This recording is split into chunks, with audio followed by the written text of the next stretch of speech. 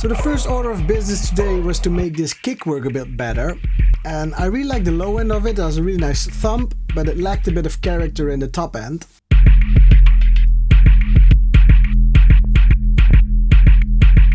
So usually when all else fails, a thing that I like to do is add some distortion on a separate layer. The capitator is really great for this, which keeps a nice character and it gives it a gritty tone.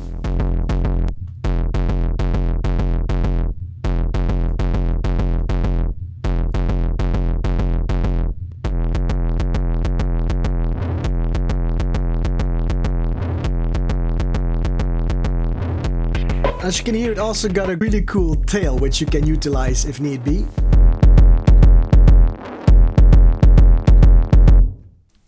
Then it's all about just bouncing it to audio, take off the low end, and then just layer it with the initial kick.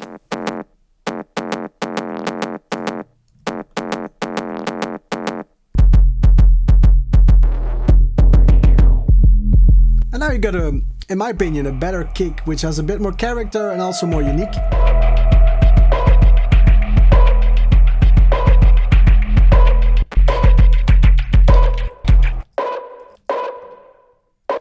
Usually when mixing I go from top to bottom, so after finishing the kick I'll go into the drums, making sure that these fit really nicely with the kick as well and the rest of the track.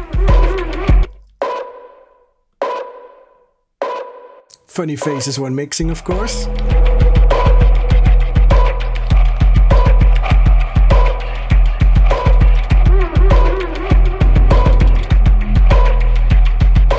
And when mixing, it's always important to make sure that each element has their own place in the mix and to take care of what do you want to be the focus. So in this case, it's these really small ear candy. I really try to make sure that they have a little bit of room to breathe and also peek through the mix.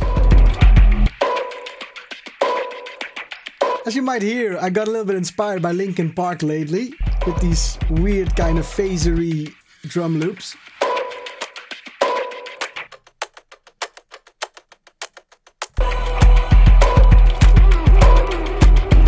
One thing I do enjoy is instead of using a hi-hat, use a clock, which has just a bit more of a natural texture.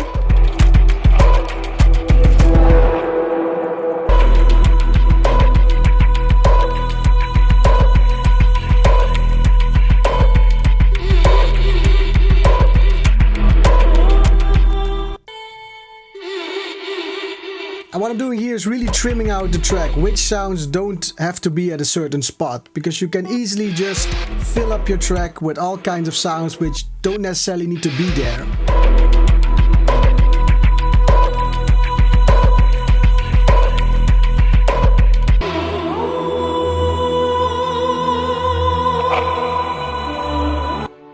Now I quite like this ending already, but I felt like it was a bit empty, so I'm gonna look for some extra sounds to enhance it a little bit. I really love this Oliver Arnold Stratus library. It's amazing piano for cinematic stuff.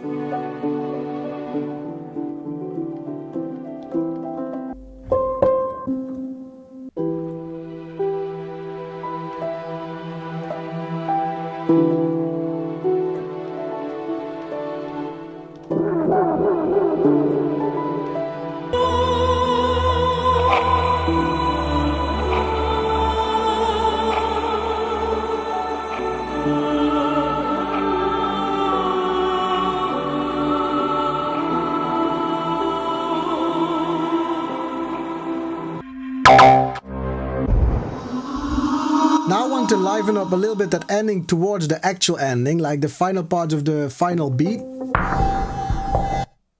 For those wondering, I'm using the Complete Control keyboard, which is great to quickly scrub through sounds. Oh.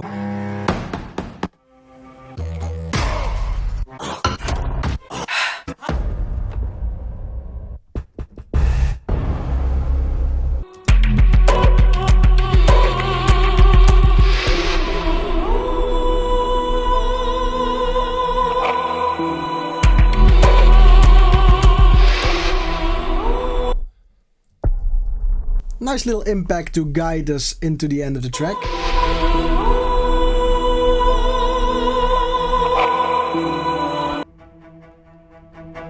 And then let's see if we can come up with a little pattern to build up towards that impact.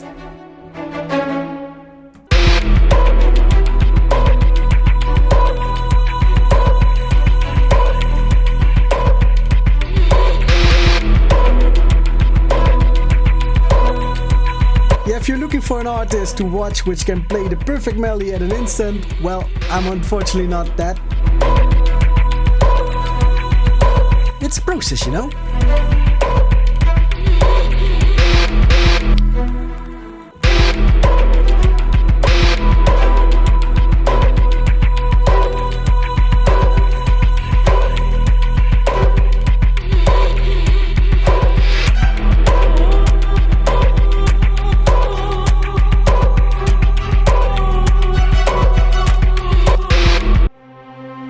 Feel like this is the right approach for this particular track. I think it's a bit too much. It just needs a little bit of a guidance towards the end, not too much melodies being added to it. It's kind of nice.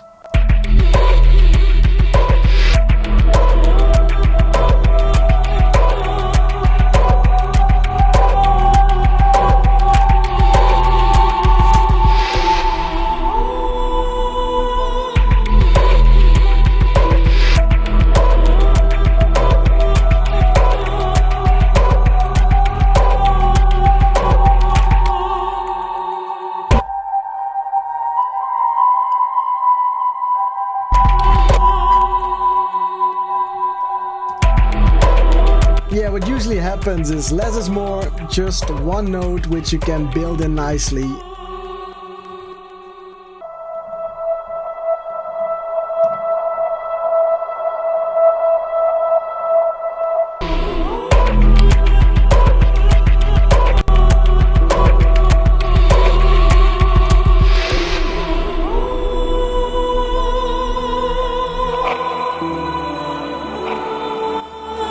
And the final thing I want to do is add some dynamics, build up some volume automation towards the end of the track so it's not stale.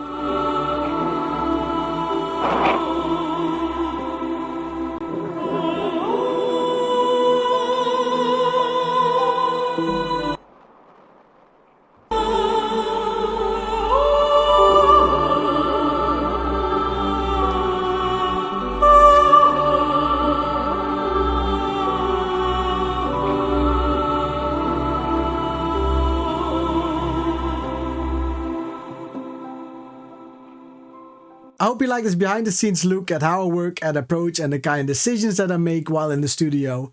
If there's something you would like to see, let me know down below in the comments. But for now, take care. Bye bye.